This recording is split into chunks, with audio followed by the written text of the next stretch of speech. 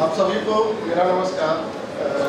मैं आज ये देख के बड़ा खुश हूँ कि मुझे अपने कॉलेज की दिन याद आई कि कैसे हम भी तो मेरा कॉलेज में ऐसे पढ़ा करते थे, बड़े बड़े सपने होते थे और हमने अपने सपनों की शुरुआत अपने गांव से की।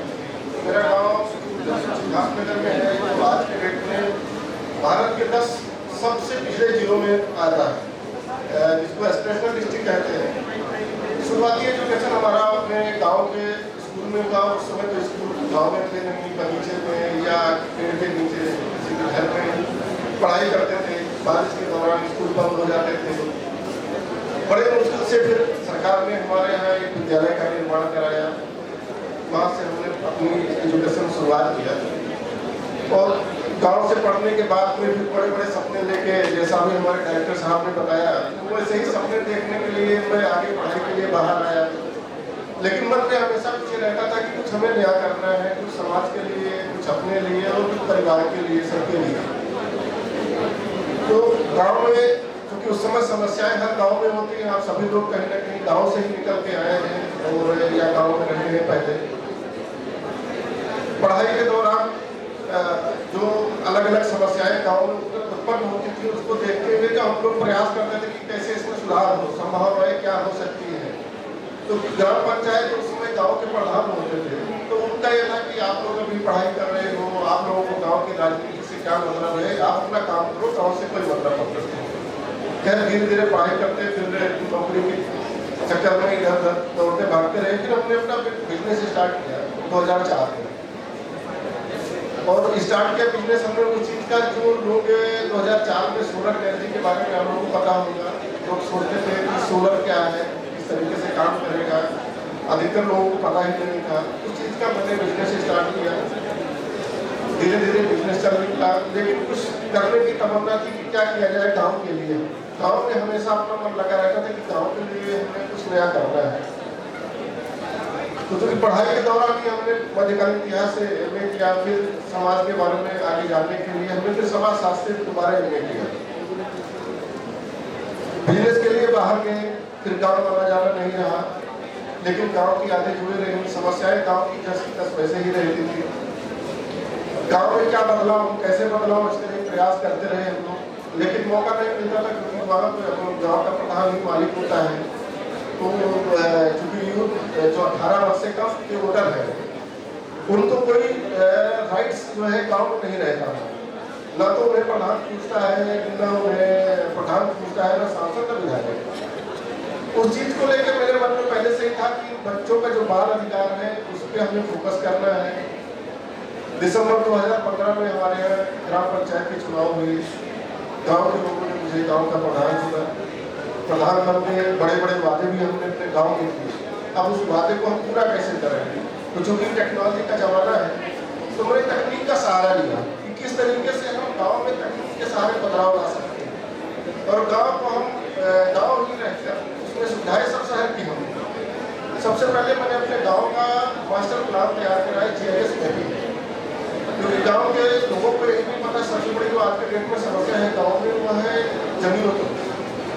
इसकी जमीनें कहाँ पे हैं, खेत कौन से हैं, रोड कहाँ पे हैं, इन सभी बारे में जानकारी आमतौर पे न तो लोगों को रहती है, न लोग जानने का प्रयास करते हैं, क्योंकि सारी जानकारी पटवारी के पास है। तो टेक्नोलॉजी का सहारा लेते हुए 2016 में मैंने गाँव का GIS मैपिंग कराया और GIS मैपिंग करा के पूरे गाँव का मैंने उसमें डाटा सेव कराया कि पूरे गाँव में कितने लोग पढ़े लिखे हैं, कितने उनकी हॉबीज क्या है, गांव में क्या क्या वो सुविधाएं चाहते हैं, कौन से बच्चे कंप्यूटर एजुकेशन चाह रहे हैं, महिलाएं सिलाई सेक्टर से सीखना चाह रही हैं कि उनको उनके उद्योग चलाना है। अलग अलग लोगों के करीब 26 तरीके के हमने डाटा बेस उसमें तैयार किए। पूरे गाँव में वाईफाई सिस्टम हमने अपने लगाया और टोटल 32 कैमरों के माध्यम से पूरे गाँव की सिक्योरिटी सिस्टम हमने लेस किया। और जो सबसे बड़ी समस्या ये थी कि गाँव के लोग पार्टिसिपेट नहीं करते थे पंचायत के मीटिंग में आना जाना, या पंचायतों में उनका कोई रुचि नहीं रहता। उसके लिए मैंने पब्लिक एड्रेस सिस्टम लगाया पूरे गांव में कि ग्राम पंचायत के क्या क्या कार्य हैं और गांव के लोगों को क्या क्या सुविधाएं मिल सकती हैं।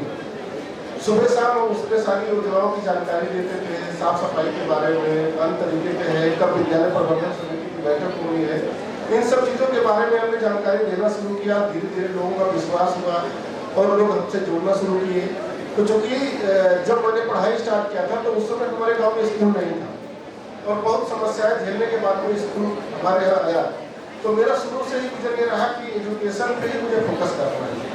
तो मैंने अपने विद्यालय को ही, जिस स्कूल में मैंने पढ़ाई की थी, उस विद्यालय को गोद लिया और उसमें वो सारी फैसिलिटी हमें दी जो आज बड़े बड़े ग्रामीण स्कूलों में नहीं है आज के डेट में। तो हमने हर चीज़ स्कूल में व्यवस्था की, बच्चों को हमने मोटिवेट किया। हमारे यहाँ जितने भी सरकारी टीचर थे उनके बच्चों को हमने मोटिवेट करके अपने स्कूल में पढ़ाने के लिए आमंत्रित किया। जब उनके बच्चे आए तो धीरे धीरे लोगों को विश्वास हुआ कि नहीं, इस स्कूल में पढ़ाई की व्यवस्था बढ़िया है, क्योंकि अगर टीचर यहाँ अपने बच्चों को पढ़ा रहा है तो जाहिर सी बात है ये हमें अपने बच्चों के यहाँ भेजना चाहिए। बच्चों का जब झुकाव हमारे स्कूल की तरफ हुआ, धीरे धीरे स्टेप बढ़ने लगी, हमारा भी इंटरेस्ट बढ़ा गाँव के डेवलपमेंट में। फिर मैंने बाल पंचायत का गठन किया, क्योंकि बच्चों का ये कहना हमें लगता था कि इनको इनके बाल अधिकार है उसको पूरा कैसे किया जाए।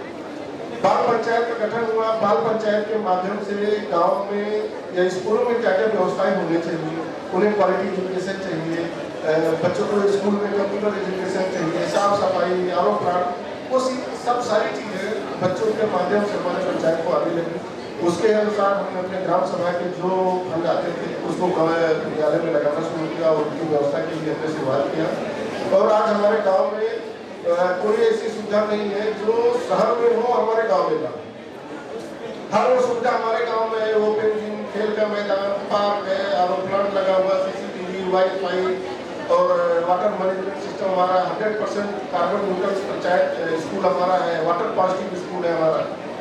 और जो मेन हमने काम किया, क्वालिटी एजुकेशन पर फोकस किया, क्योंकि बच्चों का ये था कि चलो ठीक है, अभी बच्चे गाँव के अधिकतर सोचते हैं चलो पढ़ के हम लेखपाल बन जाएंगे, टीचर बन जाएंगे या इंजीनियरिंग कॉलेज में जाएंगे, लेकिन आगे उनके विजन नहीं रहता था, क्योंकि 8वीं की करने के बाद में अधिकतर लोग ड्रॉप आउट कर जाते हैं। तो उसके लिए सबसे पहले हमने अपने गाँव में क्वालिटी एजुकेशन को देखते हुए देश की पहली ग्रामीण स्पेस लैब की स्थापना कराई और उस स्पेस लैब के माध्यम से हमने अपने गांव के बच्चों को, जैसा हम जानते होंगे सरकारी स्कूलों के बच्चों की कहानियाँ रहती हैं कि सिर्फ यहाँ तो मिड डे मील खाने आते हैं या टाइम पास करने आते हैं, उस भ्रांतियों को दूर करते हुए मैंने गांव में अपने स्पेस लैब की स्थापना कराई। बच्चों में फिर आज AI, 3D, रोबोटिक्स, ये सब सारी चीज़ें आज के 2 साल पहले हमारे गाँव के बच्चों ने सीखना शुरू किया और बच्चे आज हमारे सरकारी स्कूल के बच्चे ड्रोन उड़ा रहे हैं, 2 किलोमीटर तक हवाई जहाज उड़ा रहे हैं।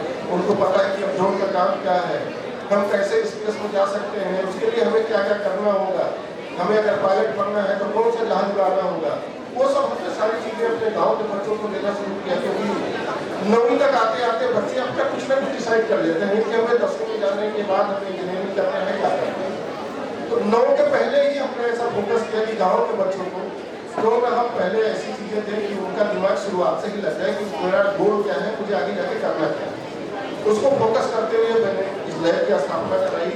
गांव के बच्चे शुरू पहुंचे, इसके पहले सरकारी स्कूल के बच्चे थे जो 2022 में 20 दिसंबर को उनको इसरो में इन्वाइट किया, वहाँ जाके बच्चे साइंटिस्ट से मिले।